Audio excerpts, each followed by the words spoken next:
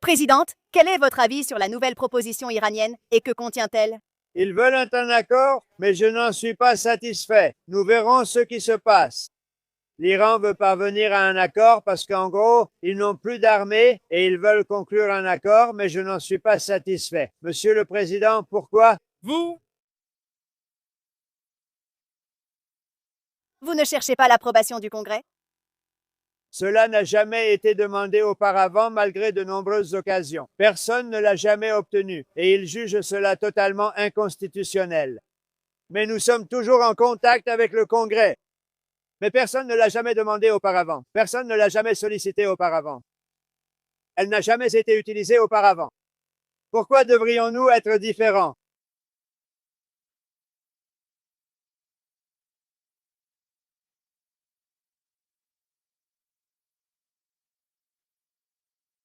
Nous avons un grand respect pour le Pakistan et pour Islamabad, ainsi qu'un immense respect pour le Premier ministre et le maréchal. Et ils travaillent avec nous, ils continuent de collaborer avec nous, mais le voyage est très long et pour l'instant, toutes les négociations se font par téléphone.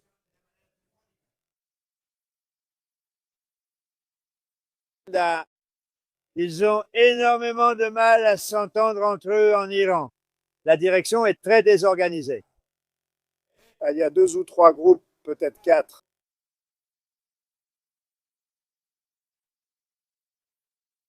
Pourquoi ne demande-t-il pas l'accord du Congrès pour prolonger cela? Parce que cela n'a jamais été demandé auparavant. Il y a eu de nombreuses, très nombreuses occasions et personne ne l'a jamais obtenu auparavant. Ils considèrent cela comme totalement inconstitutionnel. Mais nous sommes toujours en contact avec le Congrès. Mais personne ne l'a jamais demandé auparavant. Personne ne l'a jamais demandé. Cela n'a jamais été utilisé auparavant. Pourquoi devrions-nous être différents? Monsieur le Président. Très agressive. Je sais tout à ce sujet. Oui, j'ai beaucoup de respect. Oui, mais vous, êtes-vous pakistanais? Non, je ne le suis pas. Je suis américain. Je respecte beaucoup le Pakistan, le maréchal et le Premier ministre. Oui, je le savais. Merci. Hier, le commandant de CENTCOM est venu.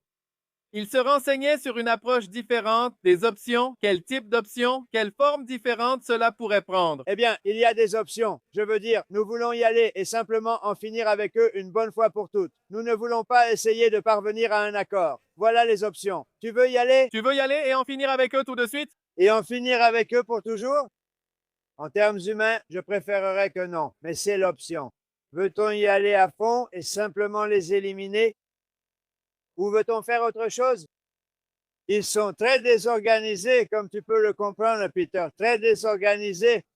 Je veux dire, ils ne s'entendent pas bien entre eux. Et ça nous met dans une mauvaise position. Un groupe veut conclure un certain accord. L'autre groupe veut conclure un accord différent, y compris les plus radicaux. Les radicaux veulent aussi parvenir à un accord. Pourquoi ne le feraient-ils pas? Ils n'ont pas de marine. Ils n'ont ni force aérienne, ni défense antiaérienne. Ils n'ont rien du tout.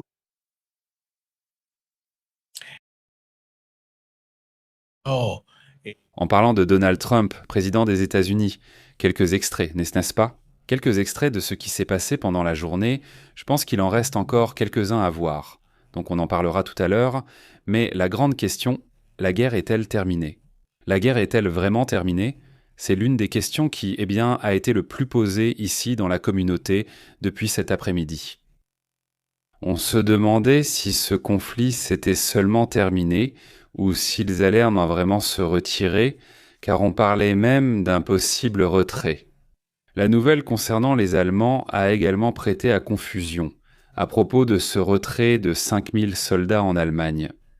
Exactement. Il faut se rappeler que Trump avait déjà averti qu'il allait commencer à retirer ses soldats des bases en Europe. Et évidemment, le sujet du MERS, le fait qu'il aurait dit que l'Iran humiliait les États-Unis, cela lui a beaucoup fait mal. Et alors, qu'a-t-il fait?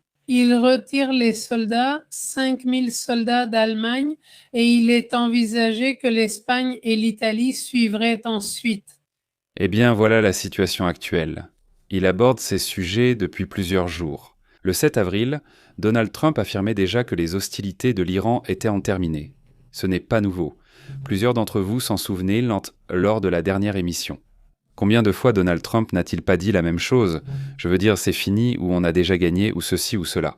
Et en réalité, tant que les porte-avions et les militaires ne se retirent pas, tant que le détroit d'Ormuz n'est pas ouvert, clairement non. Ce conflit ne va pas se terminer, malheureusement. D'un côté, c'est bien qu'il n'y ait pas de missiles lancés, comme le disait bien ici Raoul, à qui j'adresse un salut. C'est évidemment une bonne chose. Tant qu'il ne tire pas, c'est déjà un gain par les temps qui courent, et c'est positif. Même si le dialogue reste encore très tendu. Exactement. Non, il n'existe tout simplement pas. Le dialogue n'existe pas. À travers... Le Pakistan peut-être un peu, mais... Oui, peut-être à travers le Pakistan. Aujourd'hui, l'Iran présente ses nouvelles négociations, sans guillemets, parce qu'en réalité, il franchit à nouveau les mêmes lignes rouges que les États-Unis. Donald Trump, surtout, n'avait soulevé la question du nucléaire. Il le répète et continue de le répéter dans nos extraits en disant qu'en gros, l'Iran ne peut pas avoir d'armes nucléaires. C'est un peu la constante, non? Oui, c'est un sujet qu'ils ne sont pas prêts à abandonner. Le guide suprême aurait déjà dit hier que, le nucléaire fait partie de la richesse du pays et qu'ils ne sont pas prêts à l'abandonner. Mais bon, ils disent ce qu'ils veulent, non? Je veux dire vraiment non, je ne sais pas, non. Ce n'est pas comme si c'était une règle non écrite. Je veux dire, ils vont simplement dire ce que ses partisans attendent de lui. Pareil pour Trump, non? Je veux dire, vraiment, ce truc de ne pas négocier, c'est très relatif, non? Je crois qu'ils n'abandonneront jamais. Tu penses qu'il ne va pas arrêter? L'abandonner leur laisserait la possibilité d'être attaqués. C'est pour ça. Évidemment, ils ne vont pas l'abandonner. Non, mais enfin, soit ils l'abandonnent, soit le régime va finir par tomber. Ce que je veux dire, c'est qu'ils vont dire non, jusqu'à ce que ce ne soit plus possible. Ce que je veux dire, c'est qu'il n'y a aucun moyen que ça se termine en termes de guerre. Tu vois ce que je veux dire, non? Donc, ils disent ça parce que c'est ce qu'ils doivent dire. Ce n'est pas forcément illogique qu'une veuille s'étendre pour un minéral, essentiellement pour un matériau qui, jusqu'à présent du moins, n'a pas vraiment d'utilité, entre guillemets. En fait, ici, c'est... Ils cherchent totalement la guerre, l'arme nucléaire, non? Et ils ne vont pas l'abandonner, non pas parce que c'est sacré, comme ils le disent, ni parce que cela fait partie de leur culture ou de leur réalisation, mais simplement parce qu'ils ne veulent pas arrêter, suivre les injonctions des États-Unis, et parce qu'ils veulent avoir une arme nucléaire. C'est-à-dire, c'est un sujet. C'est pourquoi quand ils disent que la guerre est finie dans l'un des commentaires, Trump le dit aussi. Eh bien oui, mais simplement, nous ne voulons pas que cela se termine pour ensuite revenir dans 3 ans encore une fois. C'est-à-dire, donc il parle d'une fin qui n'existe pas, qui est loin d'exister, du moins jusqu'à présent. Et un pétrole qui est à des niveaux records, qui est dans une situation tendue. totalement fermé et où les Émirats arabes unis sont déjà impliqués. Eh bien, à partir d'aujourd'hui, la sortie est déjà officielle, ce qui ne l'était pas auparavant. Oui, eh bien, à partir du 1er mai, c'était la sortie officielle, un sujet sur lequel Trump disait que tant mieux pour eux, mais en réalité, cela va être de la concurrence pour eux. C'est que s'ils arrivent à exporter le pétrole de leur pays, parce que eux, ils sont vraiment très fermés, c'est-à-dire qu'ils n'ont aucun moyen de sortir sans le détroit d'Ormuz. Non, non, non, il n'y a pas moyen. Il n'y a pas moyen. Donc voilà, ça c'est la première partie. Disons que c'est la première.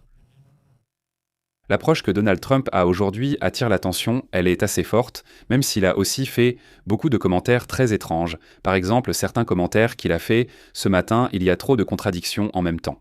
C'est-à-dire, il disait ce matin, aujourd'hui, qu'ils négocient ou qu'ils allaient être détruits. C'est-à-dire un commentaire typique, très dans son style.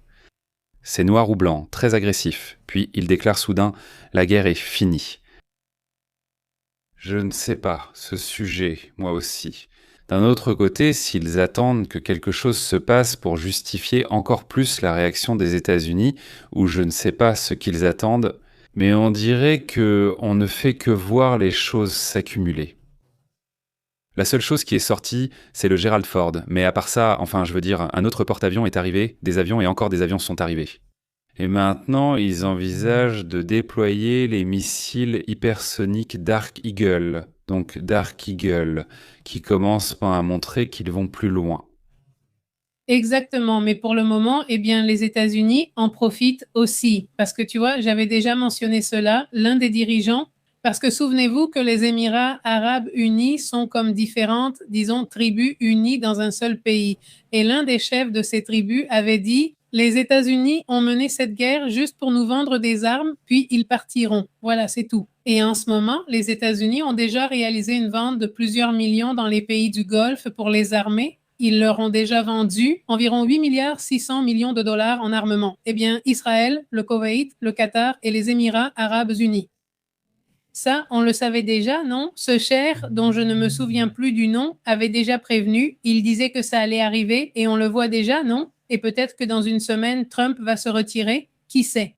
La question, c'est que je les ai laissés avec le problème du détroit d'Ormuz fermé et qu'on te fait payer si tu veux passer, n'est-ce pas? Et d'ailleurs, hier, un personnage est apparu. La télévision iranienne, un personnage de la garde révolutionnaire, une attitude super agressive envers les Émirats arabes unis. Donc, on commence déjà à voir des tensions et des conflits qui vont être les conséquences de ce premier événement. Enfin, en réalité, c'est déjà la deuxième partie, non? Parce que la première, ce serait la guerre des 12 jours. Oui, le travail n'a pas été bien terminé et c'est pour ça qu'on en subit les conséquences en ce moment. Abordons d'autres sujets importants.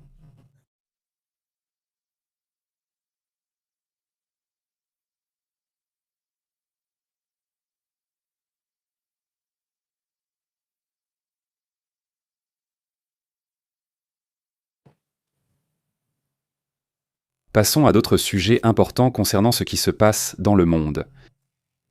Eh bien, ce mouvement qui se produit là-bas attire l'attention en parlant de lui, n'est-ce pas? Toute cette situation est observée, eh bien, dans cette ville sacrée. Tu demandes d'où vient à l'origine la fille Minée? Non, ce n'est pas là, c'est bien l'endroit où les ayatollahs étudient. Oui, c'est vrai, je me souviens aussi du nom de cet endroit, mais elle n'en vient pas. Et ensuite, selon ce qui est de rapporté, des informations non confirmées font état de colonnes de fumée à différents endroits, accompagnées d'images, qui, eh bien, montrent qu'il y a des choses, je ne sais pas s'il y a des incendies ou ce que c'est, mais évidemment cette activité attire l'attention. On le voit encore avec plus de colonnes de fumée. Que se passe-t-il à Carnita Sada ou que se passe-t-il là-bas à Qom? Cela attire évidemment l'attention. On ne sait pas, non, il n'y a pas de données à ce sujet, mais là aussi on voyait cela. Ou alors, ce matin, on voyait des drones kamikazes qui arrivent dans le nord de l'Iran, mais ils ne sont pas lancés de l'extérieur, ils sont apparemment lancés de l'intérieur par le même régime attaquant des positions kurdes. Exactement, oui, c'est-à-dire que les conflits continuent à l'intérieur, il y a du mouvement, mais en fait, hier, nous vous disions qu'on voyait une image où quelque chose était neutralisé, un drone, un missile, on ne sait pas. Et les mêmes médias iraniens ont signalé des mouvements de la défense aérienne iranienne, mais il n'est pas clair ni qui ni pourquoi. Mais bon, il est possible qu'il y ait des mouvements liés aux Kurdes. On pourrait rester sur le qui-vive avec cette affaire. Et bon, enfin je veux dire, dès le départ dans cette zone de com, et toute cette région est l'une de celles qui a eu des villes qui ont eu le plus. Ces démonstrations qu'ils font en ce moment, comme des défilés de groupes pro, il y en a de toutes sortes et pro-régime, qui aussi, ont essayé au moins de montrer un peu de force. Pas dans le sens, non, aussi, ça attire l'attention. Je ne sais pas si on entend un peu le « non mais de la ville de com, mais elle semble très silencieuse ». On est habitué à entendre ça avant la guerre et c'était vraiment très bruyant, comme une ville normale, animée avec beaucoup de bruit, souvent avec les voitures, les ambulances, tout ce qui est typique, non. Je la sens désormais très éteinte, comme tous les autres jours de l'année. Écoutez si vous entendez. On n'entend rien. Bon, là, vous ne me dites pas si vous entendez, mais bon, le point c'est qu'il faudrait voir à quelle heure ça a été enregistré. Mais ici, je crois que, comme dans n'importe quelle ville d'ici, de cette région, jusqu'à 3 ou 4 heures du matin, on continue d'entendre l'ambiance, les voitures. Des gens, des ambulances, il y a toujours des choses qu'on entend. Je trouve ça très calme, mais bon, c'est le point final et passons à d'autres sujets également intéressants qui se passent dans le monde. Il y a le sujet de Cuba, ce conflit est censé se terminer et on commence à tourner notre attention vers l'île. exactement. En ce moment, Donald Trump, est à un événement et dans cet événement, il dit essentiellement qu'après l'Iran, il faut immédiatement prendre le contrôle de Cuba. C'est le commentaire que j'ai fait que bien sûr, je vais évidemment mettre en échec celui qui sera le porte-parole de la Maison-Blanche.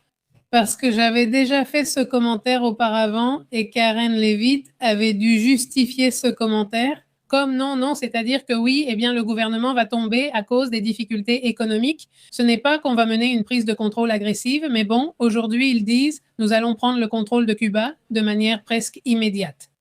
Et ce commentaire, évidemment, ça génère de la nervosité parce qu'aujourd'hui, il y a aussi de nouvelles sanctions contre le gouvernement de Cuba, de nouvelles sanctions qui commencent à partir d'aujourd'hui. Un sujet compliqué, non? Parce que c'est déjà un pays fortement sanctionné avec des difficultés économiques et bien d'autres. Et bon, cela fait partie de ce que l'on vit actuellement. Concernant la relation entre Donald Trump et Cuba, il semblerait que moi, même si on a beaucoup critiqué la question des sanctions, surtout lorsqu'il y a déjà une attitude d'aller et de provoquer, disons, un gouvernement, dans ce cas le gouvernement cubain, il semblerait que ces sanctions, dans le cas particulier de ce qui se passe en ce moment, semblent accélérer les choses. Ce qu'il disait, c'est que les sanctions ne servent à rien. Oui, probablement que les sanctions ne servent à rien parce qu'en général, elles touchent plus la population que le régime lui-même. Mais cette fois-ci, c'est différent, surtout parce qu'il s'agit de sanctions plus sévères dans lesquelles, en gros, ce que recherchent les États-Unis. Un effondrement, du régime, non ?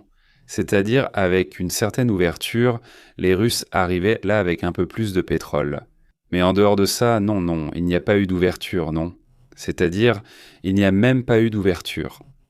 Même à l'ONU, ils ont beaucoup critiqué les États-Unis à ce sujet, mais en même temps, je vois des commentaires comme Roble et d'autres qui nous regardent depuis Cuba et qui disent « S'il vous plaît, ça suffit qu'on mette ce régime de côté. Alors allons-y. » Quelque chose de nouveau parce que vraiment, ça n'a plus de sens, un régime qui tout simplement n'a pas fonctionné, qui n'est plus là. Allez, tu ne peux pas rester à attendre de voir ce qui va se passer encore 10, 20, 30 ans de plus et continuer à vivre une situation assez difficile pour la population. exactement. Le dernier commentaire de Trump, les politiques, les pratiques et les actions du gouvernement cubain restent une menace inhabituelle et extraordinaire d'origine totalement extérieure aux États-Unis pour la sécurité nationale et la politique étrangère des États-Unis.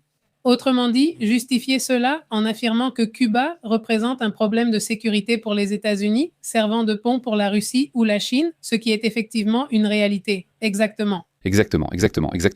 Bon, voilà le problème, voilà le sujet. Passons à autre chose. Maintenant, allons-y. Et toi, qu'est-ce que tu en penses ? Ça va éclater ou pas ? C'est déjà la fin du oui. Eh bien, il faudrait d'abord régler ça avec l'Iran parce que oui, ce serait un sujet compliqué, non? Aller jusqu'à mener 2 guerres en même temps. Il dit lui-même: «Je n'aime pas commencer quelque chose sans avoir fini une autre, mais je ne sais pas vraiment si on peut lui faire confiance». Merci. Porque no acabó con nada, o sea, Oui, ça a été arrangé, enfin arrangé comme ça l'arrange lui, comme ça lui convient, c'est parfait. Chaque jour, il dit: «On s'entend très bien avec le gouvernement du Venezuela, car ils font ce qu'ils veulent». Donc, ils ne regardent pas s'il y a souveraineté ou non, ils font juste ce que Trump leur demande et je pense que c'est aussi ce que Trump aimerait avec Cuba. Nous allons avoir là un accord en faveur, disons pas au-delà de la démocratie, ce n'est pas ce qu'on cherche ici. Passons à d'autres sujets également importants. importantes.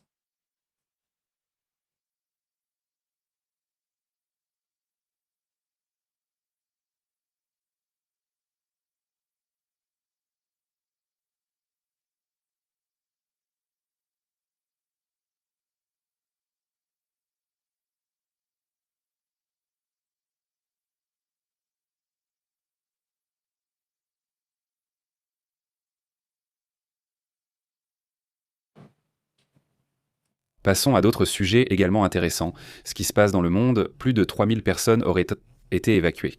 Cela se passe là-bas au Japon, les incendies dont j'ai déjà parlé depuis plusieurs jours, eh bien ils continuent de s'étendre selon ce que rapportent ces images des pompiers eux-mêmes du Japon, d'Italie, du Japon, d'Italie. Ils ont continué à signaler, nous avons aussi eu, ils ont eu un incendie au Japon, c'est pour cela que je l'ai mentionné, plus de 3000 personnes qui, selon les rapports, ont été évacuées. Voilà. Cela se passe en Toscane italienne. D'après ce qu'ils affirment, cette série d'incendies a touché des zones appelées San Giuliano. Ceci près de la célèbre Toscane, au nord de Pise, où des évacuations obligatoires ont dû être effectuées à cause des incendies. Exactement. Eh bien, c'est un sujet compliqué et ce n'est pas le seul pays qui doit faire face en ce moment aux incendies. Le Japon connaît également des incendies assez importants. Je crois que nous n'en avons pas parlé. Nous n'en avons pas encore parlé, mais oui, ils ont aussi eu, nous avions déjà mentionné quelque chose, des incendies dans cette région du Japon. Ce qui attire l'attention, ce sont des zones avec des caractéristiques très humides, non? Le Japon, la Géorgie, la Floride, la Corée du Nord, au cas où l'on connaîtrait actuellement une sécheresse en Corée du Nord, un sujet qui pose aussi des problèmes. Quel est le Nord? Oui. La Corée du Nord est celle qui a été touchée, mais bon, le point c'est que oui, ce genre de situation s'est effectivement produit, non? Oui, et bien sûr, la plupart de ces cas se produisent dans des forêts, mais aujourd'hui aussi, Pepe en Vivo parlait de l'incendie d'une église. Celui-ci a évidemment un aspect plus suspect que ceux des forêts. Exactement, non. Ça pourrait être une sorte d'attaque, non? Voilà le problème. Oui, et combien d'incendies d'églises avons-nous vus? Beaucoup, oui, en fait, c'est vraiment un sujet très grave, n'est-ce pas? Oui, il semble qu'il y ait quelque chose de plus derrière tout ça. D'ailleurs, en parlant de ça, il y a un phénomène qui attire l'attention aux États-Unis. Parce que, nous sommes déjà en mai, n'est-ce pas? Et, il est rapporté qu'une tempête hivernale inhabituelle pourrait arriver, qui maintiendrait de vastes zones des États-Unis dans des conditions hivernales à cause du froid, voire de la neige. Une tempête hivernale hors saison. Il y a des alertes étendues sont en vigueur au Colorado, n'est-ce pas? Le Nouveau-Mexique, c'est-à-dire, ce sont des États qui sont au sud des États-Unis, mais qui, au final, ont des zones montagneuses. Donc, ils vont avoir jusqu'à 30 cm de neige. Ça aussi, ça a surpris, n'est-ce pas? Exactement. Et, l'accumulation de neige, en plus, la réduction de la visibilité. Évidemment, c'est un risque pour les personnes qui conduisent, évidemment, les camions, tout ça. Donc, on demande aux gens de ne pas sortir si ce n'est pas nécessaire et les températures seront en dessous de 0. Les accidents augmentent. Donc, il y a aussi des problèmes d'infrastructure, comme l'absence d'électricité et le gel. Les canalisations d'eau ainsi que les activités agricoles doivent être arrêtées à cause des basses températures. Oui, impressionnant, vraiment. Voyons si on peut voir un peu de la soi-disant nouvelle neige ici. Regardez, oui, c'est-à-dire, il y a bien de la nouvelle neige, là voilà. Donc d'ici au 1er jusqu'au 7 de ce mois de mai, ce sont les chutes de neige, même jusqu'à Barca, Californie. Regarde, Californie, un peu du Nevada aussi, l'Arizona, le Nouveau-Mexique, mais surtout le Colorado, une partie de l'Utah, du Wyoming. Ils vont avoir de la neige, mais c'est surtout cette zone du Colorado. Eh bien, tu vois, beaucoup nous regardent de là-bas. Voyons si quelqu'un nous envoie une photo. Voir des chutes de neige serait intéressant, je ne sais pas si c'est fréquent, mais selon la NOAA et la même NWS, qui est le service météorologique national, assure que c'est un phénomène très rare. Non, ce type de chute de neige, des accumulations qui vont de 15 à 30 cm. Le phénomène touche principalement les communautés rurales où il y a accumulation d'eau et réduction de la visibilité. Comme tu le dis, eh bien, ce sont les choses qui peuvent le plus représenter un risque pour les gens qui sont dans les rues, sur les routes. Et tout cela, selon ce qu'indique Newsweek, les avertissements indiquent également qu'ils vont se maintenir, surtout dans 3 endroits qui sont sangres de cristaux. Les montagnes, les West Mountains et la région de Pikes Peak, qui se trouve au Colorado. Ils assurent également qu'il y a des alertes pour les transports, pour les infrastructures et pour les activités agricoles. Les États-Unis, dans cette région au moins, eh bien, il y a souvent beaucoup de chutes de neige, surtout en hiver. Même à la fin de l'hiver, enfin au début du printemps, mais cela, eh bien, c'est déjà prolongé, non? Pas mal, donc bon, c'est aussi important. Les routes comme l'autoroute I-25 sont en alerte parce que, eh bien, la zone va être très glissante, non. Donc, eh bien, c'est aussi important à prendre en compte si vous êtes là-bas, pour chercher. La neige devrait aussi persister dans les montagnes du nord du Nouveau-Mexique jusqu'à ce soir. Eh bien, la semaine prochaine, le week-end aussi. Cela va donc encore durer plusieurs jours avec ces chutes de neige. Exactement. Eh bien, préparez-vous tous parce que oui, c'est assez étrange pour les États du Sud d'avoir ce genre de climat, donc il faut se préparer et suivre les instructions. Passons donc à d'autres sujets également importants. Allons-y.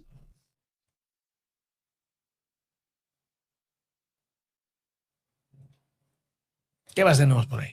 Eh bien, il faut se rappeler que dans environ 15 jours, Donald Trump va rencontrer Xi Jinping.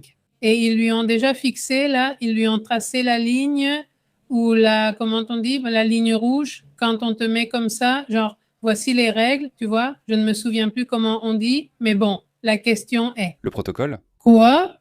On met quoi? Chine ou États-Unis? Chine, Chine, Chine, Chine, ce qui dit, si tu viens ici en Chine, si tu viens ici en Chine, mon pote, tu viens parler du sujet d'Ormuz, ça fait partie de notre agenda, c'est notre sujet principal. Et il faut se rappeler que oui, l'Iran a le contrôle de la fermeture, mais les États-Unis ont le contrôle de la fermeture de la fermeture. Donc le pétrole qui va vers la Chine ne peut pas sortir. Aujourd'hui, Pépé a fait son premier direct sur Pépé Clips et parlé de ce sujet, non?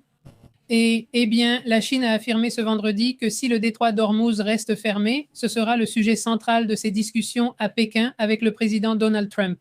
Il affirme que si le détroit d'Ormuz reste fermé lors de la visite du président Trump en Chine, ce sujet sera inévitablement central dans les discussions, selon l'ambassadeur de Chine à l'ONU et président du Conseil de sécurité en mai. Et cela nous rappelle que la présidence du Conseil de sécurité est tournante. Chaque mois, c'est un pays différent qui en a la charge.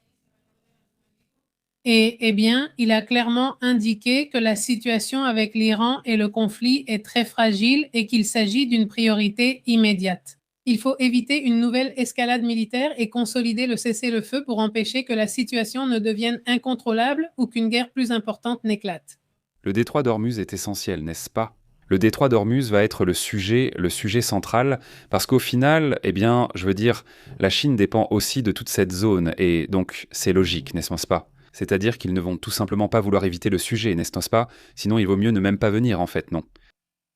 Et peut-être que ça, tu vois, ça pourrait effectivement être une explication à ce que dit Donald Trump, du genre « Ah oui, non, c'est bon, la paix a été obtenue, tout est tranquille maintenant.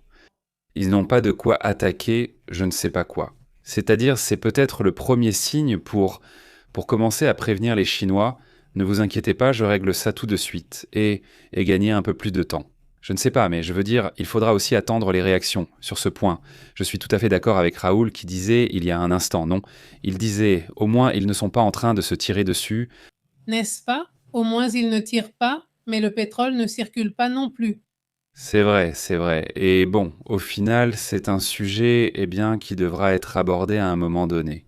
Passons à d'autres sujets, passons à d'autres thèmes également importants.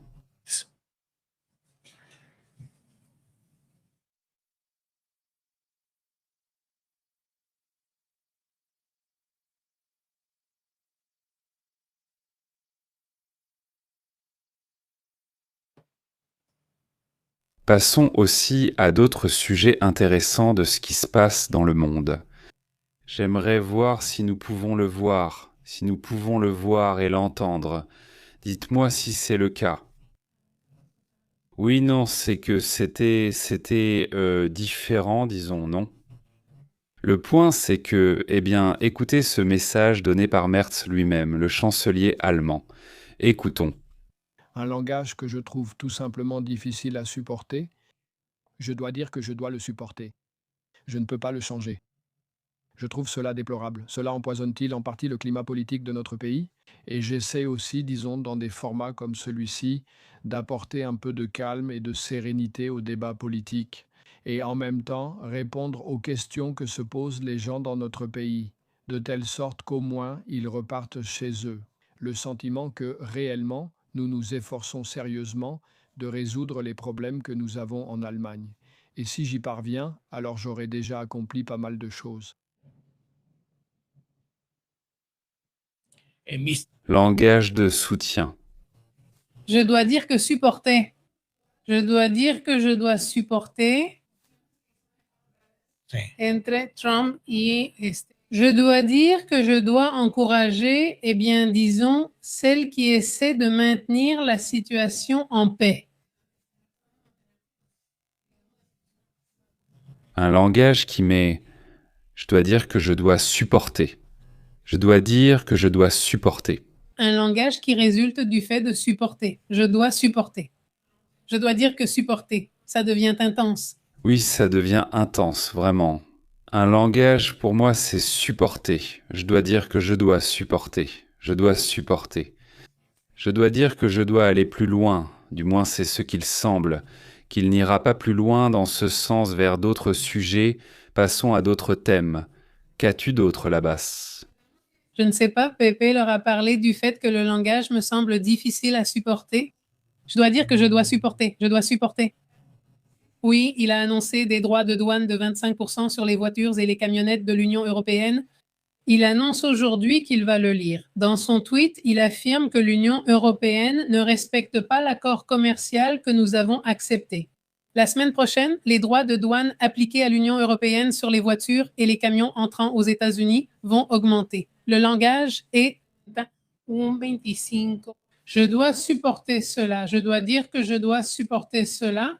C'est tan rápido que le langage m'est difficile à supporter. Je dois dire que supporter, je dois supporter les voitures et les camions d'Europe aux États-Unis. Aucun droit de douane ne serait appliqué, mais c'est un geste très fort, un investissement approximatif. Que doivent faire ces entreprises? Évidemment, c'est un coût très élevé. Et bon, dans 3 ans, ce président va partir et le suivant va supprimer le tarif parce que franchement, ce tarif, c'est de la folie. Langue prise en charge? Una contestación por parte de la Unión Europea. Je dois dire que je dois supporter. Je dois supporter. Con las prácticas legislativas están. Je dois dire que je dois supporter. À tout moment, ils disent, nous respectons l'accord auquel nous étions parvenus. Tu n'es pas en train d'inventer ces tarifs juste parce que tu es fâché contre l'Europe. Le langage résulte de je dois dire supporter. Je dois supporter. Sur ce sujet, tu n'as pas vu ce que j'ai commenté ce matin, c'est cette baisse, mais des tarifs entre la Corée et les Émirats. Les Émirats et la Corée font déjà leurs affaires. Oigan, ¿y ustedes bailan? Langage. Je trouve ça difficile à supporter. Je dois supporter. Dire supporter, que supporter. Je dois dire que je dois supporter.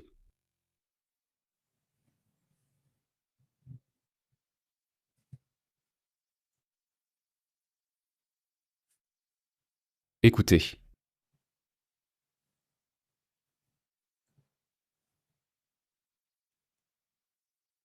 No se escucha.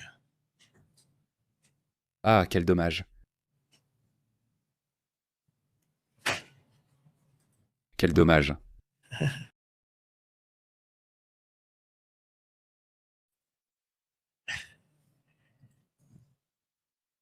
Ah, c'est que le caprice est vraiment excellent, les filles, franchement. Il fait un caprice, Donald Trump. Eh bien, il dit « Non, j'entends pas ». C'est qu'il fait un caprice, on dirait qu'il n'est pas en classe. On n'entendait pas, c'est-à-dire on n'entendait pas le micro. Il criait presque, en fait. Le volume était très bas. Et il commence à dire « Montez, montez, montez le son du micro ». Et il devient un peu fou. Et il commence à dire « C'est pour ça que je vous paie. Et je vous paie toujours à l'heure. Et moi, je ne fais pas semblant, je paie, donc je ne sais pas quoi. » Et c'est, bon, il s'est mis, disons, il a fait un caprice, en gros, pendant cette conférence, cette discussion qu'il a faite, dans laquelle, bon, on va la mettre tout à l'heure, mais c'est assez drôle. Mais bon, quoi d'autre? Aujourd'hui, une vidéo circule et suscite une vive controverse sur un événement en Israël. Il y a une vidéo d'une nonne à Jérusalem marchant dans la rue. Soudain, une personne l'attaque plusieurs fois, la pousse, la fait tomber, s'en va, puis revient la frapper du pied. C'est-à-dire, cela a vraiment provoqué beaucoup d'indignation parce que, eh bien, dernièrement, il y a l'image du Christ, n'est-ce pas? Le Liban a été très contrarié par cela, ainsi que par la fermeture qui a eu lieu pendant la Semaine sainte. Je crois qu'ils ont d'abord refusé aux prêtres d'organiser l'événement là-bas, mais finalement, ils ont accepté. Mais seulement, enfin, il y a eu ça a provoqué beaucoup de tensions au sein de la culture chrétienne lors d'une invasion contre lui à Rome, et il monte d'Israël, non? Et bon, cette vidéo qui a été largement partagée, on ne peut pas la partager car elle est vraiment trop choquante. Cela a été déclaré comme un acte honteux par le ministère des Affaires étrangères d'Israël, qui a heureusement réagi. Lorsqu'un homme s'approche en courant derrière une nonne, il la fait tomber, puis s'en va, puis il revient et la frappe à nouveau avec un bloc de pierre. C'est vraiment une affaire très grave. Cette nonne, d'ailleurs, est française. Heureusement, elle n'a subi qu'une égratignure au visage et aucune blessure grave n'a été signalée. La police a indiqué avoir arrêté cet homme de 36 ans qui va être conduit en prison. Et ils ont une loi de tolérance zéro concernant la création d'un environnement sûr et digne pour toutes les religions dans la ville de Jérusalem. Eh bien, avant que ce sujet ne devienne aussi compliqué, c'était toujours considéré comme une ville partagée, n'est-ce pas? Entre les Arabes, les musulmans, les chrétiens et les Juifs, mais dernièrement, il y a eu beaucoup d'événements violents. Oui, oui. Eh bien, voilà le problème, tu vois, c'est énorme, et j'espère vraiment que les choses vont se calmer. Eh bien, partout, n'est-ce pas? Regardez cette situation, c'est ce moment qui provoque la crise de colère de l'autre. O sea, vamos a verlo por ahí. Microphone, s'il vous plaît, montez le micro.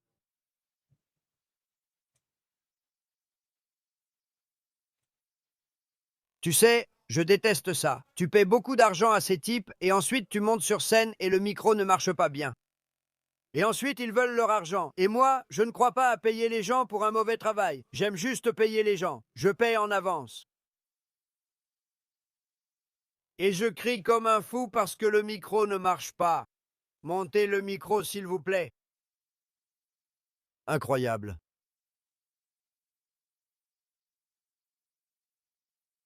Incroyable, dit Donald Trump. Eh bien, c'est vrai. Il refuse soudain de payer, affirmant qu'il ne paie pas si le travail est mal fait et que si on lui doit de l'argent, il doit aussi aux autres. Ce sont les petits sous pour que tu montes le volume. Merci beaucoup, c'est super. Comment vas-tu? Des gens paient pour qu'on baisse le volume? Moi non, je paye davantage. Mais baisse-le. Qui gagne, salutations. Merci beaucoup, Daniela. Est-ce que le volume est bas?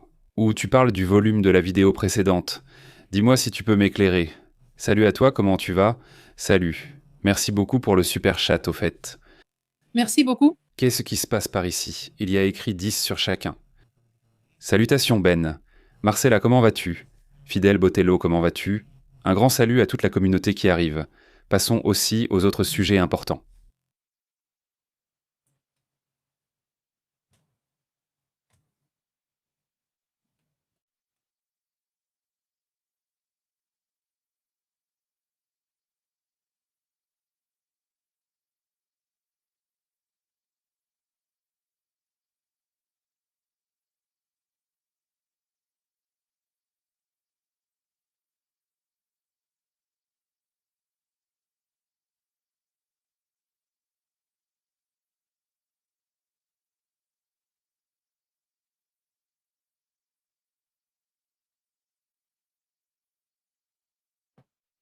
Qu'est-ce qu'on a d'autre par là? Eh bien, les pétroliers des États-Unis disent déjà, écoutez, nous disions aux Russes que, bon, ils vendent beaucoup, beaucoup de pétrole aux États-Unis, mais ils n'en produisent pas assez pour couvrir le monde entier.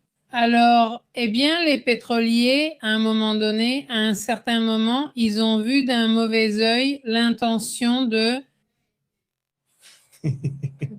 À un certain moment, ils ont mal vu le fait de retourner au Venezuela. Vous vous souvenez de la réunion avec Donald Trump et les compagnies pétrolières qui n'étaient pas intéressées par un retour au Venezuela à cause du pétrole? Eh bien, ils prévoient déjà de retourner au Venezuela pour extraire davantage de pétrole et le vendre, car avec la situation dans le détroit d'Ormuz, c'est très rentable en ce moment, non?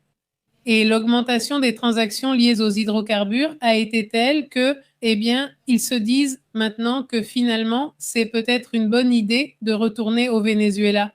Des entreprises comme Chevron et Exxon qui, eh bien, Exxon a été celle qui a le plus résisté à Donald Trump, n'est-ce pas? Je me rappelle même que Donald Trump s'était énervé, estimant que tu devrais être content car il te donnait presque gratuitement le pétrole du Venezuela.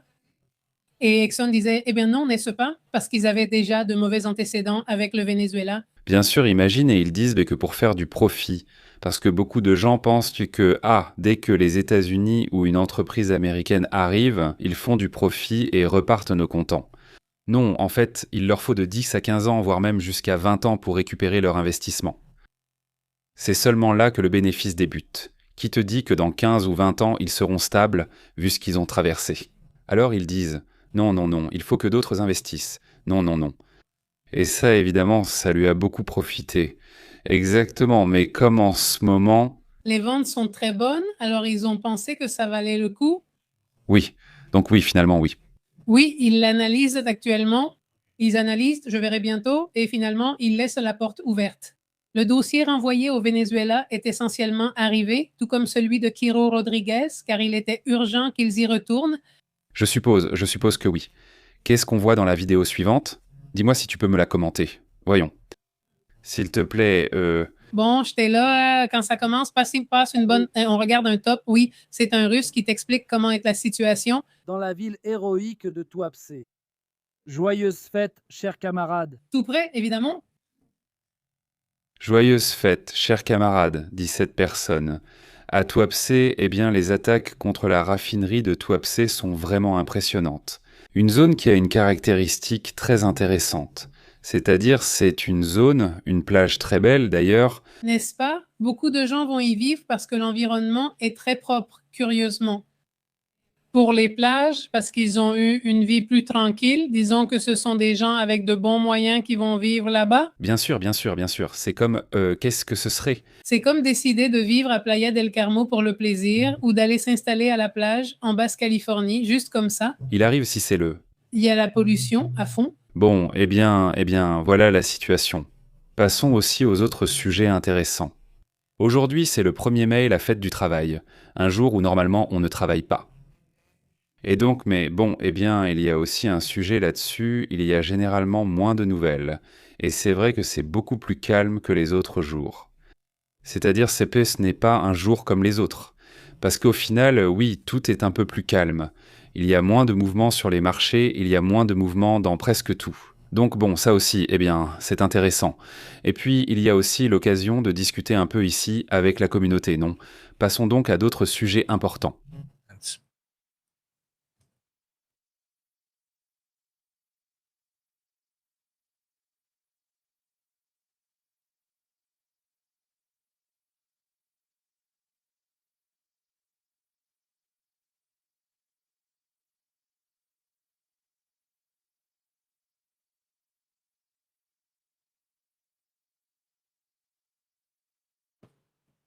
Bon, eh bien, passons donc aux commentaires.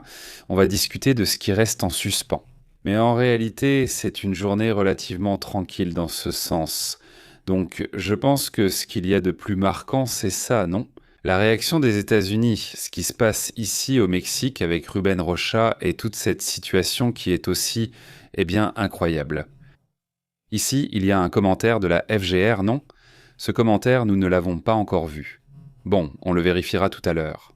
Oui, Oui, on vérifiera plus tard. Il répète la même chose, non? Que les États-Unis n'ont pas encore donné de fondement, de raison, de preuves concernant Sorocha, le gouverneur de Sinaloa. Mais bon, on va voir. Au bout du compte, je pense qu'ils doivent avoir des preuves. S'ils le font, s'ils le disent, c'est pour une raison. Oui, enfin, si les États-Unis se sont déjà lancés avec ce coup, ils devraient avoir les preuves à 100%. Hier, il disait que ce n'était que le début. Et que bon, des experts, disons, sur ce genre de sujet, commentaient en disant « Attends, non, une seconde ». C'est-à-dire, quand tu fais ce premier avertissement, ils ne t'envoient pas les preuves. Ce n'est pas comme ça que ça se fait. C'est-à-dire, ce n'est pas comme si d'abord on envoyait les preuves. Ça paraît logique, non? Mais c'est un processus.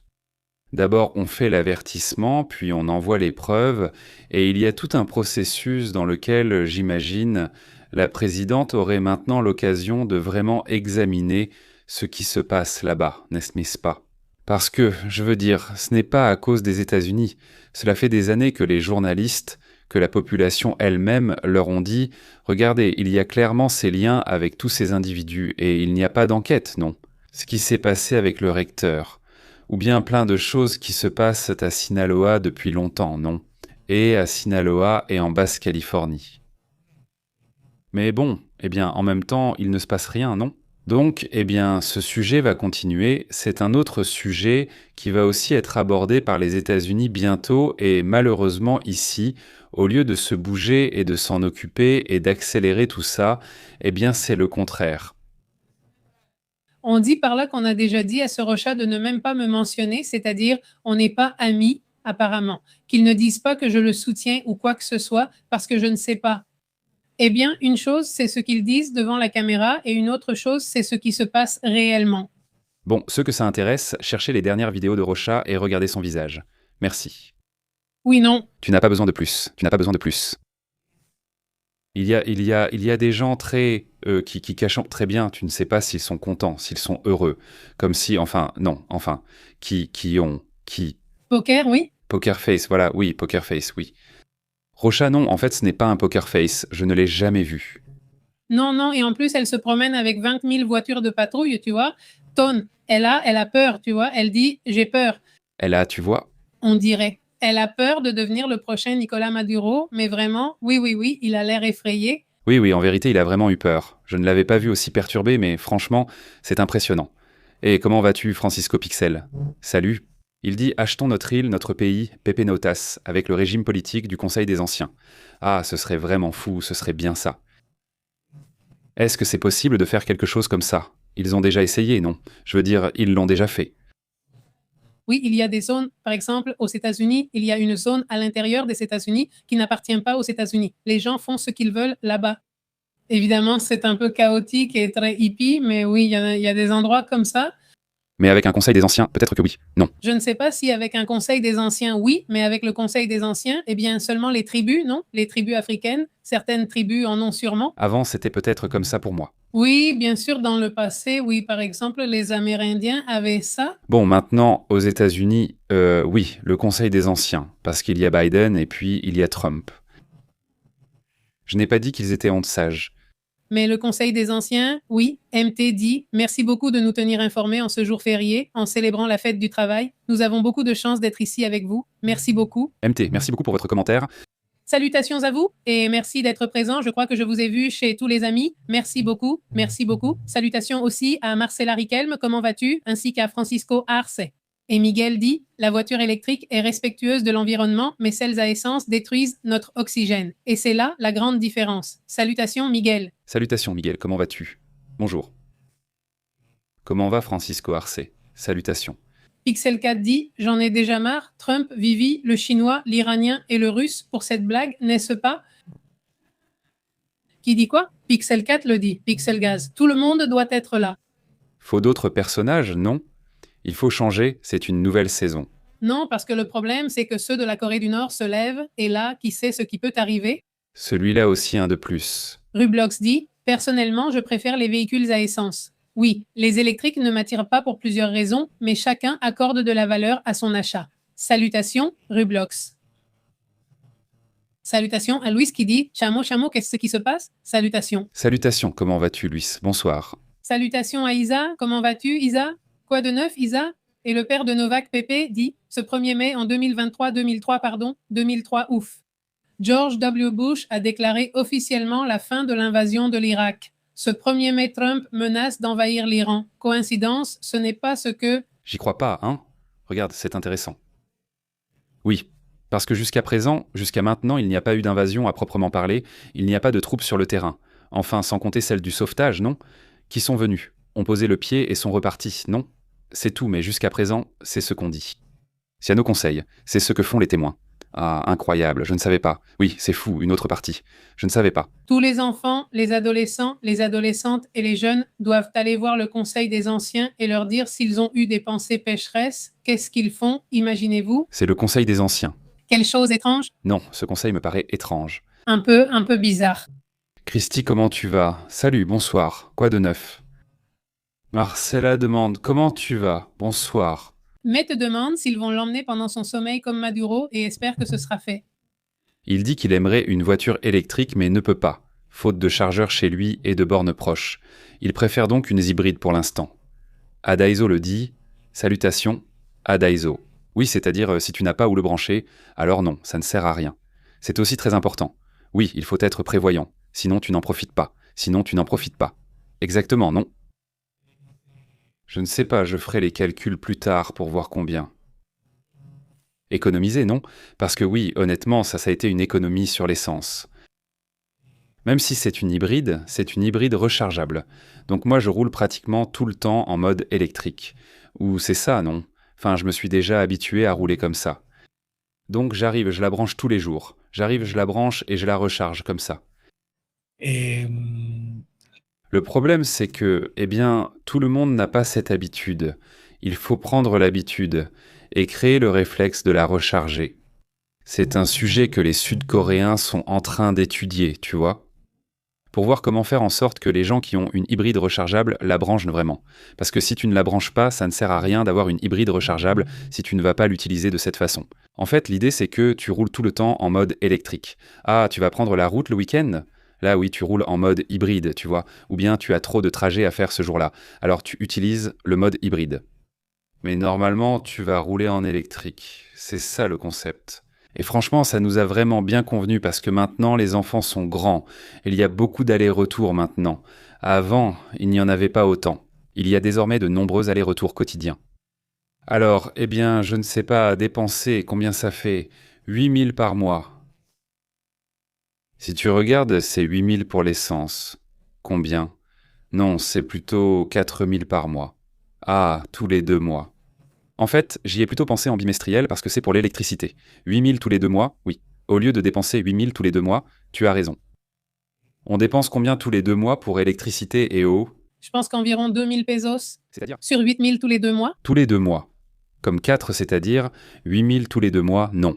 Non, 2 par bimestre, par exemple, on nous a facturé ce bimestre, oui. Oui. Alors c'est 8 000 par bimestre, nous dépensons 2 000 par bimestre, donc oui, c'est une différence très importante. Et si tu additionnes mois par mois, écoute, ça fait vraiment une somme, c'est-à-dire c'est vraiment de l'argent que tu économises. Oui, j'ai lu le commentaire de quelqu'un dans ces groupes de Vigo qui disait qu'il mettait l'argent de l'essence sur une carte comme s'il allait l'utiliser et qu'il avait déjà économisé 150 et je ne sais plus combien. Donc oui, c'est un... Nous, on fait comme ça, oui. Il faut qu'on recommence à le faire. Mais oui, c'est une bonne idée. Pourquoi? Oui, c'est très bien. On a rassemblé très vite, c'était environ 20 000 pesos en plus qu'on avait économisé, disons, non? Oui, c'est un bon conseil qu'on faisait déjà, non? Il faut reprendre ça. Mais bon. Oui, et maintenant tu me demandes. Tu le changerais. Je le changerais pour un autre pareil en fait. Maintenant, je me lancerai même pour une voiture 100% électrique une fois que tu l'utilises, une fois que tu t'y habitues, une fois que tu vois que, c'est vraiment pratique. Et combien de fois vas-tu rouler sur l'autoroute? Dans notre cas, vraiment très peu, n'est-ce pas? Je veux dire, par autoroute, je parle de faire 1000 km ou quelque chose comme ça, ce qui te fait aussi économiser pas mal, d'ailleurs, avec l'hybride. Et ce qui est bien avec l'hybride, c'est que tu utilises de l'essence. Oui, et là, tu avances, c'est-à-dire que même le frein recharge un peu la batterie. Salutations à Daïs aux voitures électriques, même si on en voudrait une. Salutations aussi à Christy, comment vas-tu, Christy? Et il y a aussi ici, dit Francisco, pour nous, Roble. Comment vas-tu, Roble? Marcella dit aussi non, alors Conseil des anciens non, on aurait des problèmes. Je pense que Francisco et Tapatia maintiendraient l'ordre sur l'île. Salutations. Exactement, exactement. Salutations. Non, eh bien ici, il y a beaucoup de monde. La plupart doivent déjà avoir dans les 50 ou 60 ans, c'est ce qu'on me dit. Au moins, selon les statistiques d'ici sur YouTube, la majorité a plus de 55 ans, soit 60% de l'audience de la chaîne, c'est-à-dire Plus ou moins, ouais, et ça, c'est vraiment une belle somme économisée. Donc oui, ça vaut le coup. Oui, oui, ça vaut le coup. non, non, oui, oui, ça vaut le coup. C'est-à-dire, maintenant, toi, on te facture 200 pesos, 400 pesos pour l'électricité. Donc peut-être pas tant que ça, parce que tu vas sortir de la tranche de... Ce qu'ils font, c'est qu'ils installent un autre compteur. Ah, d'accord, oui, oui, ce qu'ils font, c'est installer un autre compteur. Dans notre cas, eh bien, comme on dépasse forcément, parce que, tu sais, les ordinateurs et tout ça sont toujours allumés, on est toujours actif ici, donc oui, on consomme pas mal d'électricité. La différence que nous voyons, c'est d'environ 2000 pesos par bimestre, donc imaginez. Ça veut dire qu'on dépense 1000 par mois, alors qu'on dépense environ 4000 par mois en gaz. Il dit quelle est l'autonomie de la Zonk? La Zonk a une autonomie de 77 km. 77 km en mode 100% électrique. Donc pour nous, c'est suffisant, c'est largement assez. Mais si tu as par exemple une Dolphin, je crois que c'est 300. Oui, parce que c'est électrique, Oui, 100% électrique, c'est 300 km. mais 300, ce n'est pas ce qu'on obtient vraiment. Non, non, on peut en tirer plus. Oui, je ne vous en dis pas plus. Le meilleur, ce sont les chauffeurs de taxi. Oui. Il y a pas mal de chauffeurs de taxi maintenant, eux aussi en électrique. Et une autre chose, oui, le chargeur vaut le coup parce qu'il te donne l'option de le charger avec l'électricité normale, mais le chargeur te recharge super vite, vraiment super vite. C'est-à-dire que tu le laisses et... Ah, d'accord. Eh bien, le nouveau, il paraît, je ne sais pas, le nouveau Beot se recharge super vite. Eh bien oui, celui-ci, c'est le modèle sport, ça. Non, eh bien, la nouvelle batterie se recharge vraiment vite. Je ne sais pas sur quel modèle elle est sortie, mais elle se recharge super rapidement. Batterie, oui, oui, la nouvelle batterie. Salutations à Mauricio. Un jour, propose une rubrique de conseils pour conduire en toute sécurité et efficacement. Regarde Pépé. Pépé, vraiment, il conduit depuis l'âge de 10 ans et je crois que je l'ai seulement vu. Enfin, il n'a même pas eu d'accident. On l'a juste un peu heurté et il ne s'est rien passé. C'était une seule fois. Je ne l'ai jamais vu. Vraiment, il a de très bons réflexes. Oui, merci beaucoup. Non, j'aime ça, j'aime vraiment conduire, donc, eh bien, et papa était un très bon professeur, il m'a convaincu que tu dois sentir la voiture, tu vois. Quelque chose comme ça, c'est-à-dire, il faut que tu t'imagines que tout ton environnement, c'est la voiture, en gros, pour que tu ressentes même les petites pierres, les nids de poule, donc tu deviens conscient de l'endroit où la voiture se trouve à chaque instant. Oui. Oui, c'est ça, oui, oui, oui, oui, oui, c'est dingue. Que veux-tu dire? Je ne peux même pas le mesurer. Donc oui, oui, moi aussi, c'est parce que je l'apprécie vraiment, parce que sinon, non, non. C'est-à-dire, c'est déjà rare que le trafic me stresse, à moins que j'en ai vraiment marre, mais sinon, dans la journée et tout, oui, ça peut quand même m'agacer, mais en général, même le trafic. Eh bien, comme je discute, on écrit de la musique, non, non, ça ne me... Je n'ai pas l'impression que ça me stresse, vraiment. Je me moque un peu du groupe parce que parfois, certains deviennent vraiment intenses. Oui. Fatigué d'être, oui, comment dire. Sur la défensive, comme disait mon père, non, c'est-à-dire, non, il ne faut pas être trop fou au volant, je pense que tout le monde a ses jours, mais fatigué de ne pas de rester calme, non. Dans ce sens-là. Oui, il lit très bien, c'est comme toi et ton frère quand vous conduisez. Oui, aussi ça, eh bien, maman conduisait aussi très bien, c'est la vérité. Oui, c'est vrai que... Et Nestor, eh bien, il conduit super vite. Oui. Il conduit vite, oui, il conduit super bien. Je conduis vite, mais mon frère Nestor va encore plus vite, il appuie davantage sur l'accélérateur. Il conduit très bien. Je crois ne jamais l'avoir entendu non plus. Non, non, Non, je ne me souviens pas. C'est là que les gènes entrent en jeu. non, non. Je ne me souviens pas. Bonjour Sandenia, ça va? Et Maître Chifou, ça va? Et il dit, Elisa Sophia, il dit bonjour, moi 52 ici, il dit. Salutations, en dessous de la moyenne, en dessous de la moyenne. Oui. À la moyenne, il dit à bon point, c'est tout à fait vrai ce que dit cette partie. Il y a des personnes âgées, voilà, à tout ce point de vue, non? Mais il y a des personnes âgées qui ont le moins de sagesse. C'est-à-dire? Là, il y a Trump, exactement, non? Non, je me souviens, c'est-à-dire qu'il y avait un monsieur, j'ai appris ça quand j'étais très jeune, parce qu'il y avait un monsieur en face de l'école où j'allais, à l'école primaire, et c'était la petite boutique typique. À chaque fois, je ne sais pas ce qu'elle avait contre mon grand-père. que tu es le fils. C'est-à-dire un petit vieux. Non, tu es le petit-fils de Don Valdo, je crois. Eh bien, dis-lui d'aller se faire foutre. Et je disais à mon grand-père, Qu'est-ce qu'il lui a fait, grand-père? il a dit, bon non, il a dit, il est très grossier, bon, il a dit, il est complètement fou. Il a dit, mais tout le monde, il a dit, demande à n'importe qui au sujet de n'importe quel grand-père, et il te dira. Ah, c'est toi, le... Et alors, tu allais déjà avec l'autre ami, non? Ton père, c'est je ne sais pas qui. Eh bien, dis à ton père qu'il y a beaucoup de gens qui y vont. Comme pour tous, enfin, qui sait. Mais le monsieur vend. Ils vendent des chewing-gums et... Des bonbons gélifiés et tout ce que... Non, n'importe quoi. Mais ce monsieur était vraiment terrible, non? Je me suis dit que ce n'est pas toutes les personnes âgées qui sont si sages, non? Là, c'est devenu clair pour moi, ça. Il dit un jour j'ouvre et une, au lieu de choisir des salutations, il dit et maître, si j'ai 35 ans, dit Francisco Garza, c'est une chaîne gériatrique. Il dit mais regarde ici, les voitures électriques n'utilisent pas d'huile moteur traditionnelle, c'est un autre avantage des véhicules électriques. Il dit aussi ici, le père de Navaco dit avant de soigner quelqu'un, demande-lui s'il est prêt à renoncer aux choses qui le rendent malade. Il l'a dit et c'est tout. Oui. Bon, oui. J'ai posé cette question à mon père parce que, oui, il a certains problèmes, il a certains soucis et il m'a dit non. Très bien, il a été honnête. Oui, non, comme ça, non, pas vraiment, non. Et bon, eh bien c'est bon. Martin dit qu'en pensez-vous ou qu'en pensez-vous? Non, bien que le premier trimestre du PIB, si le trafic de drogue, l'économie du Mexique a chuté de 0,80. Comment? Attends, encore une fois, qu'en penses-tu? Ah, au premier trimestre du PIB? Oui. J'imagine qu'au Mexique, sans le trafic de drogue, l'économie a chuté de 0,80. Donc, tu crois qu'elle a chuté ou bien... Mais ça se reflète dans le PIB, tu ne crois pas? Oui, je pense que ça aurait pu se refléter, mais je ne crois pas que ce soit lié. Ce que tu vois, tu le retrouves partout dans le monde. En ce moment, en Chine, partout ça chute, il y a une récession mondiale. C'est-à-dire, mais oui, je pense que si tout à coup tu supprimes d'un coup tout le secteur du marché noir, et tout ça, eh bien tu frappes très fort n'importe quel pays qui a une économie plus ou moins bonne. C'est intéressant, mais il doit forcément y avoir là un problème de marché noir.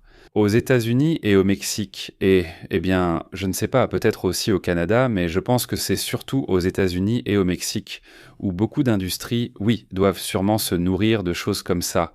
En général, du crime organisé en général, pas seulement la drogue, mais il y a beaucoup de types de crimes organisés qui génèrent et déplacent des millions.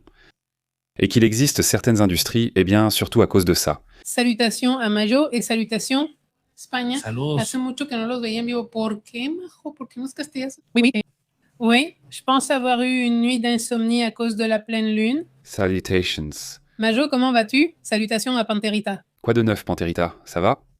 Et dit Tapatia, au fait, ce mois-ci, c'est mon anniversaire. Regarde ça. Salut, t'es du mois de mai, Tapatia? Tapatia, c'est ton anniversaire. Non, mais c'est ce mois-ci. Oh, ce mois-ci, super, salutations. Mon beau-père fête aussi son anniversaire ce mois-ci. Ce mois-ci, salutations, Alejandra Gomez qui dit « Bonsoir sous la pluie, il a plu toute la journée à Houston et ce froid, c'est fou. Alejandra, qu'est-ce que je regarde? Pas moi, il n'a pas plu chez moi de toute la journée, mais c'est vrai que le ciel s'est couvert. Je sens qu'il a commencé à faire un peu frais à partir d'une certaine heure. » Oui, en fait, on venait d'une semaine où il faisait froid, même en avril, et puis soudain, les derniers jours d'avril, c'était genre « Ah, c'est Monterrey, et il a fait presque 40 degrés. » Oui, et ça nous a vraiment surpris. Et puis ça a duré 2 ou 3 jours, non? Oui. 2-3 jours à nouveau nuageux, un peu frais, très agréable. Regarde, Sarah te dit « Comment allez-vous les amis depuis Mexico? » Allez. Oh, oui. C'est vrai. Sarah, tu es arrivée vite? Je me suis rappelé aujourd'hui qu'avant que Sarah t'envoie à Mexico, je pensais qu'elle allait nous mettre en contact. C'est bien. Que tu t'es connecté. Dis bonjour à SMT, j'ai 58 ans, bien vécu. Je ne me considère pas encore comme une personne âgée de SMT. Pas du tout. Je veux dire maintenant, vraiment non. Aujourd'hui, les gens qu'on a eu la chance de rencontrer, 60, 70 ans, c'est impressionnant. Eh bien, l'autre jour, il m'a appris à faire une vidéo de ce monsieur, celui qui ressemble au professeur. Comment il s'appelle? Le professeur de El Fisiculturista. Oui, parce qu'il ressemble au professeur de Goku. C'est le maître Yoshi. Il s'appelle Maître Yoshi, oui. Je ne connais pas le nom. Non, c'est le nom. Ce n'est pas que non, je ne suis pas fan de nom. Nous ne sommes pas fans de celui-là. L'entraîneur de Goku dans Dragon Ball. Exactement. Alors voyons si on peut mettre la vidéo quelques secondes, mais oui, ce monsieur est vraiment fou. Enfin, je ne l'ai pas mis, non. Non, non, non, dit Cebola, je continue. Oui, oui, oui. Ma dernière facture d'électricité était de moins de 300 pesos, mais quand ma sœur vivait ici et qu'elle était branchée au concentrateur d'oxygène 24 heures sur 24, je payais 5000 pesos ou plus tous les 2 mois. Mais certains éléments font vraiment monter ta facture d'électricité. Ce monsieur, regardez, eh bien, il est là en train de mettre la vidéo du bébal. C'est une petite interview? Interview, mais comme lui, je remarque de plus en plus de gens. C'est vraiment extraordinaire, non? Ce monsieur. Ce monsieur a 74 ans.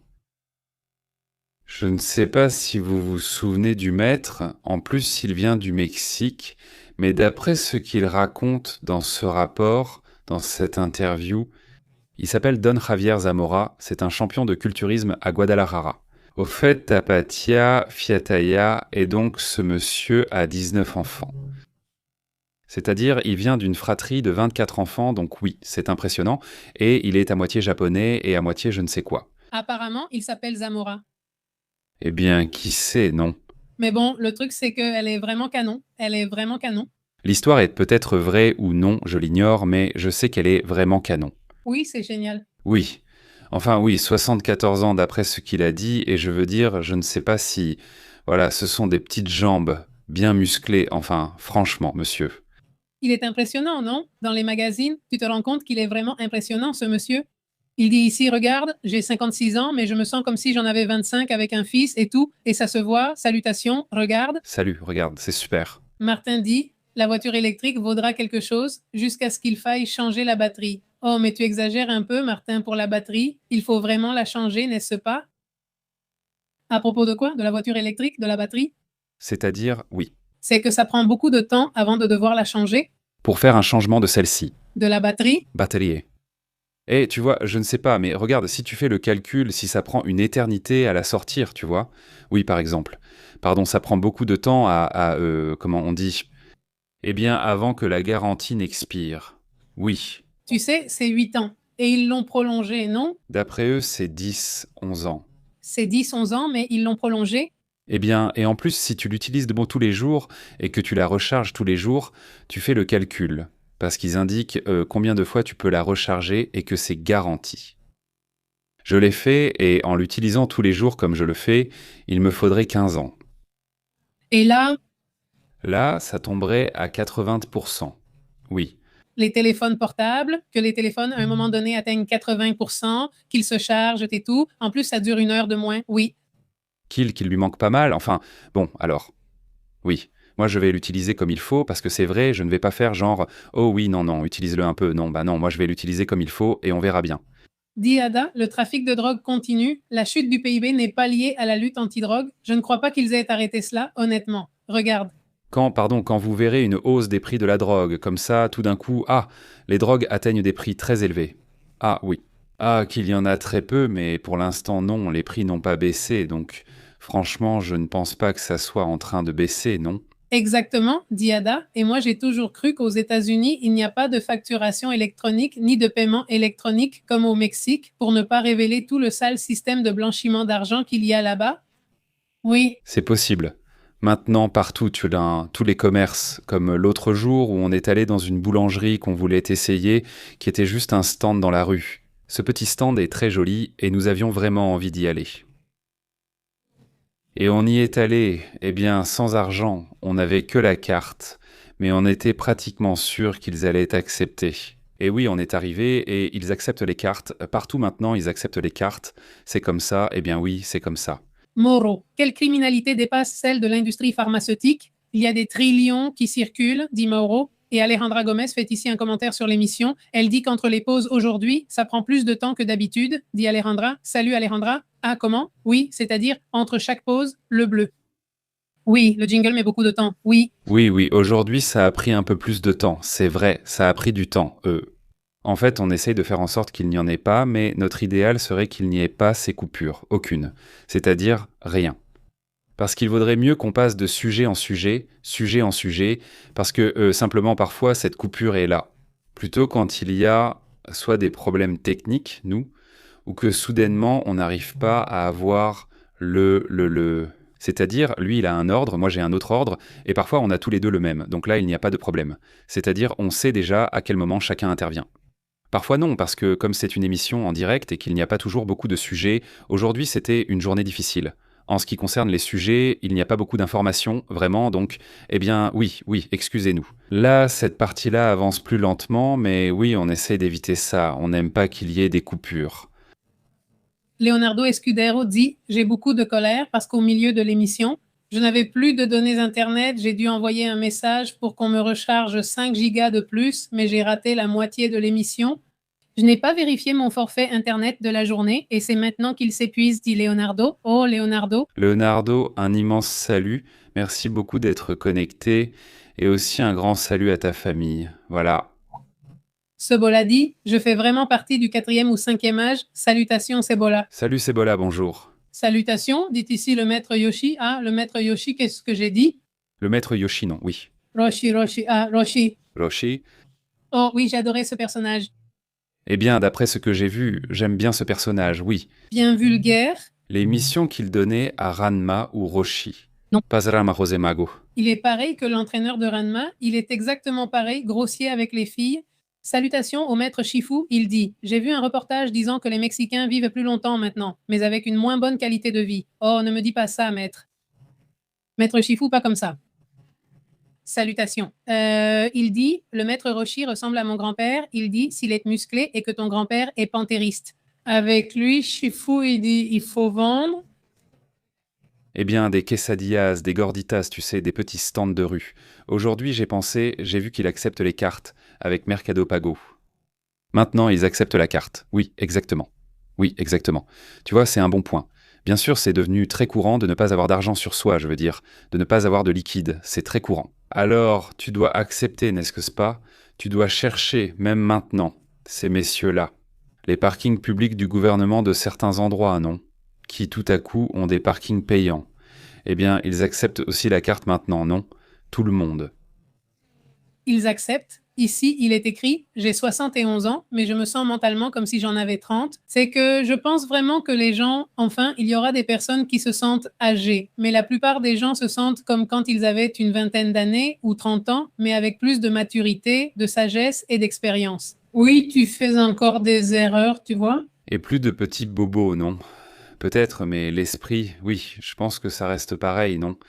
Il dit « J'ai envie d'un xochito », il dit « Un épi de maïs au beurre, c'est comme le petit gobelet d'ici, non ?» De la police. Oui, le gobelet de maïs.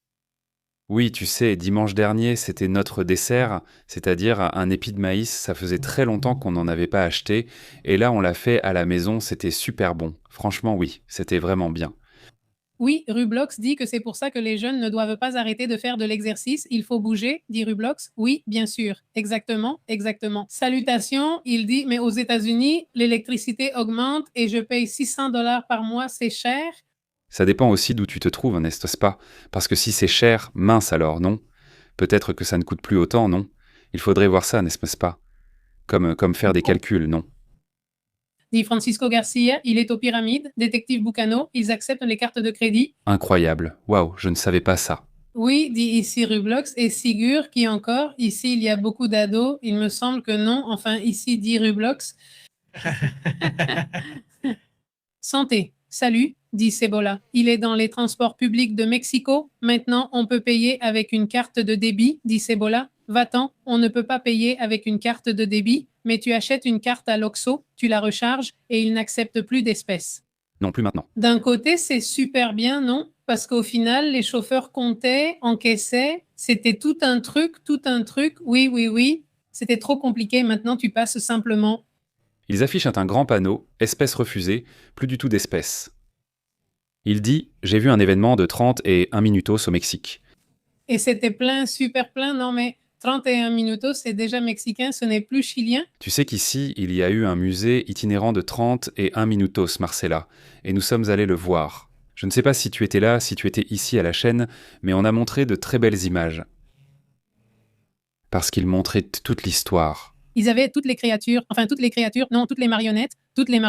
Ce système est vraiment génial. Merci beaucoup. Roblox. Non, Dix abonnement, pardon, Dix. Excellent. Merci. Martin dit qu'il y a des villages, des secteurs qui disparaissent à cause d'économies spécifiques. Le cas du village abandonné à cause de la production de charbon, c'est pareil pour le milliardaire. Le milliardaire, je ne sais pas pourquoi il a interrompu le commentaire. Le commentaire a été interrompu. Bien sûr, il y a des villages à Durango, par exemple. Récemment, on l'a vu dans un livre scolaire, un village à Durango, personne n'a été oublié, tous sont partis. Eh bien, c'est fantastique. Eh bien, en Espagne, je suis une chaîne qui se consacre à explorer ces villages, n'est-ce pas? Soudain, il rencontre un habitant, l'interviewe et discute avec lui. Je ne sais pas si vous l'avez déjà vu, voyons si quelqu'un se souvient du nom, parce que même si j'y suis abonné, ça fait longtemps que je ne l'ai pas regardé. Oui, c'est vraiment bien. Oui, c'est chouette, ça me donne envie de vivre seul comme ça, mais après je me dis, et si t'arrive quelque chose? Parce que beaucoup d'entre eux, pour sortir, il fallait descendre à pied, non? De la montagne. La montagne, car le chemin est déjà cassé. Même pas de voiture, non. Non, que le chemin est cassé et je ne sais pas quoi, et qu'il n'y a plus de chemin et que tu dois passer par un sentier. Il y avait une dame qui vivait avec ses filles dans un village et elle était toute seule, vraiment seule. Et moi, je me disais, bon, si jamais il arrive quelque chose aux filles, qu'est-ce qu'elle va faire? Si jamais il lui arrive quelque chose, qui ira l'aider? Personne. Et les aventures, celui-là même. En fait, une fois, je le refais. Je suis abonné, j'insiste, c'est juste que, eh bien, parfois on finit par s'abonner à beaucoup de chaînes d'un coup, et après on n'a plus le temps de les regarder et elles n'apparaissent plus. Il dit ça parce que pour la note, si l'obésité a de la mémoire, c'est parce que la minceur a de l'amnésie. Oui, elle a de l'amnésie car il est facile de reprendre du poids. Tu prends quelques kilos et tu y es à nouveau. C'est une très bonne découverte, regardez, parce que tu sais, on dit toujours, non, c'est l'effet rebond, je ne sais pas quoi, qu'il faut rester au même poids pendant au moins 1 an pour que ça se stabilise et que tu y restes, je ne sais pas quoi. Eh bien, ils disent que la mémoire de ces cellules peut durer jusqu'à 10 ans. Donc, en gros, une fois que tu es à ton poids, pour le maintenir, il faut continuer à être discipliné, n'est-ce pas? Non, il ne faut pas se relâcher, car en un rien de temps, tu redeviens comme avant. Exactement. Oui.